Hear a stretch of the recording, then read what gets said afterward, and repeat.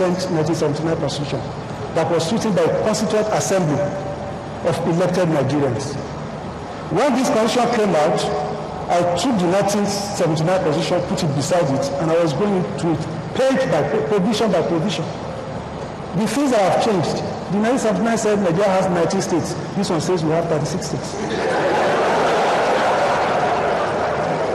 The number of local governments. Then something was now inserted about derivation formula, 13%. 1995 Constitutional Conference. This is now, but if you say the Constitution is the problem, as people want us to believe, do you know that, I'm going to shock you now, do you know that this Constitution allows state governments to provide water and health? Do you know it doesn't back up from building roads? Do you believe it?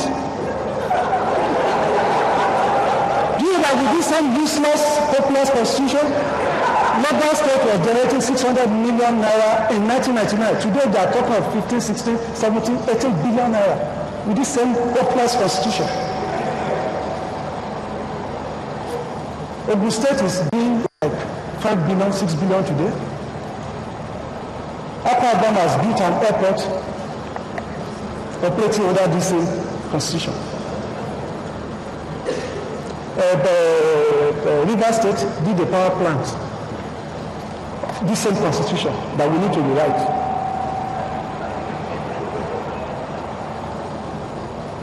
In Kano State now, the government of Kano State is doing a lot for education, to educate his people, sending them all over the world, not just outside the country, even locally, sending them to universities in southern Nigeria, paying their school fees under this same Constitution.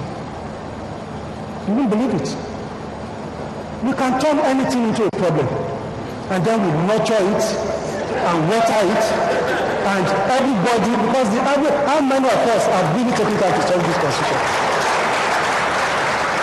How many of us know our rights and privileges under this Constitution?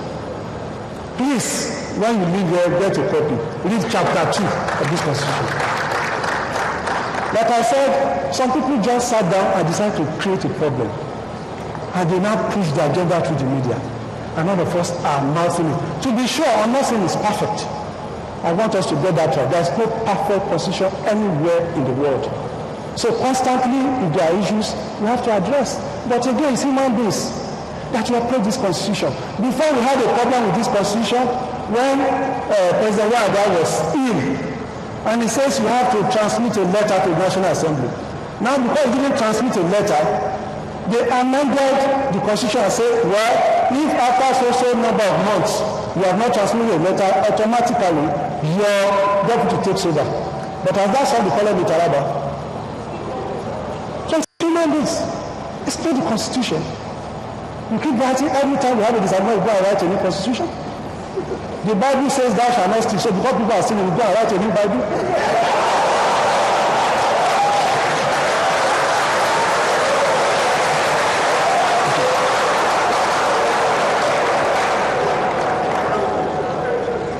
Let me tell you something. If I want to create a problem today on why Nigeria is not, well, why Nigeria is like this, I will say it's because of the national flag. I will say, green represents inexperience. It represents jealousy. That's why we are perpetually underdeveloped. Now, if I'm able to launch a social media campaign, Twitter, Facebook, I've given some people jobs to do. For the next 10 years, until we change our national flag, Nigeria will not develop. Until we change our national flag, Nigeria will not develop. That is the position in which we have put ourselves. It is a bad workman who blames his tools. This thing is enough to fight infant mortality, maternal mortality. It's enough to fight corruption. Do you know that this Constitution allows the State House of Assembly to impeach a government for corruption? It does not allow EFCC, it does not allow ICPC. It says a governor can be removed for gross misconduct. Even not just corruption, misconduct. How many governors have been removed? So what new are we going to write in the Constitution that will not make them to remove the governor for corruption? Again, I believe in constitutional review, but I'm saying there's a way we exaggerate certain things. And people just repeat them without even asking questions.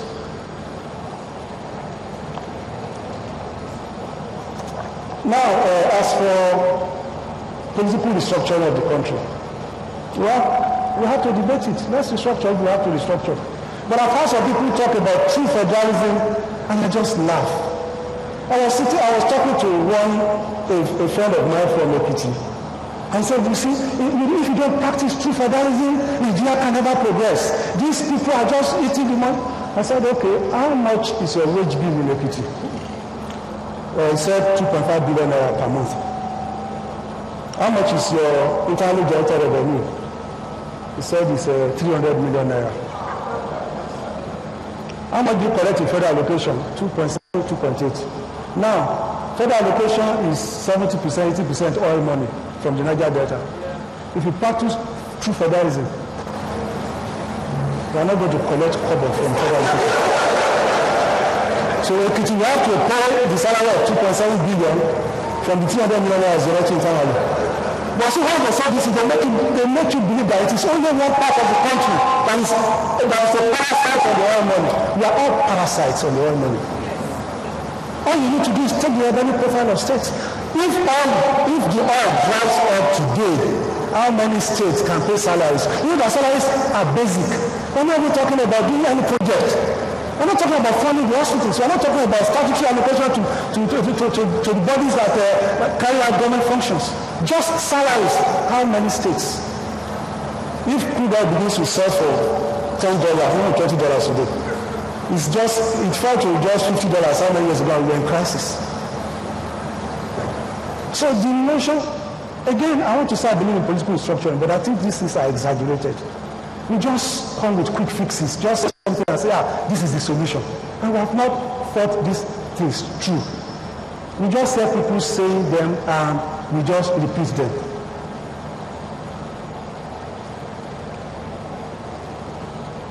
As for the issue of resource costs, several studies have proved that countries that depend on natural resources, they are always lacking in the fundamentals of development.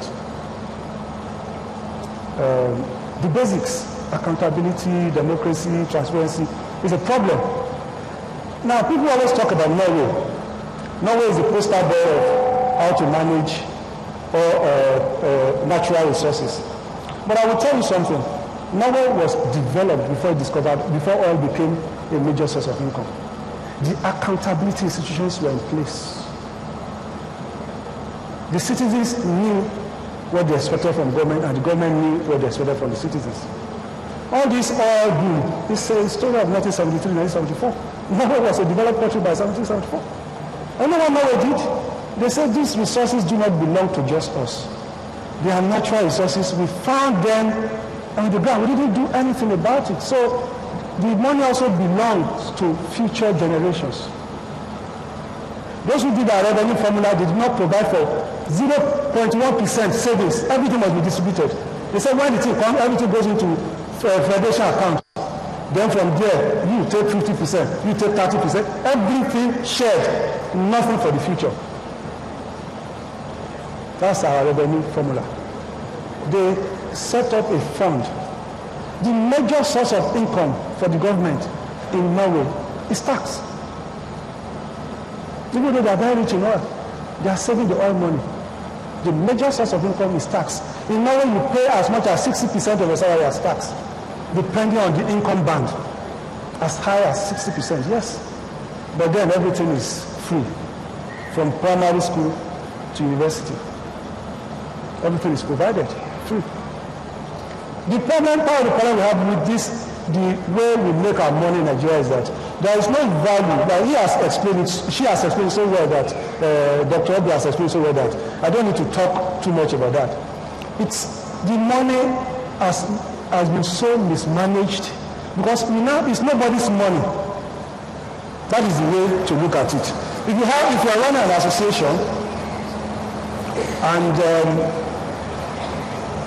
you tax one another, maybe you want to build a road in your community, in your estate, and you say everybody bring 100,000 naira.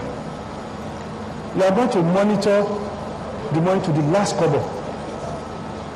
If the chairman of the organization is wearing a new switch watch, you'll be asking, I hope